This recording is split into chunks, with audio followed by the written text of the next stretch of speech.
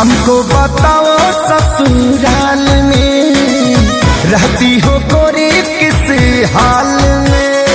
अरे मेरी अजीब सी कहानी है यार, सुनाती हूँ। बोलो ना। हमको बताओ ससुराल में रहती हो गोरी किस हाल में। तेरा पिया कैसे लब करता है, कब कब बगिया में भरता है, अरे सोता है कि जगता है। कमरिया कमरिया कमरिया छुए तो करंट बड़े लगता है। कमरिया छुए तो करंट बड़े लगता है।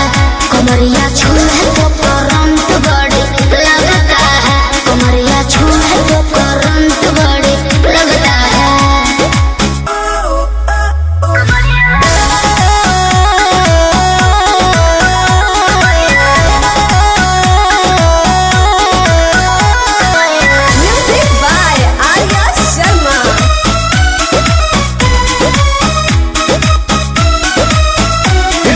दिल का खोलो बात हमसे बोलो, और क्या क्या घटे ना घटता है जब पिया पजीरा सटता है।